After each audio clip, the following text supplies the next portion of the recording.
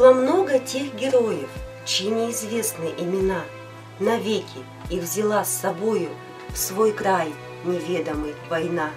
Они сражались беззаветно, род последний берегли.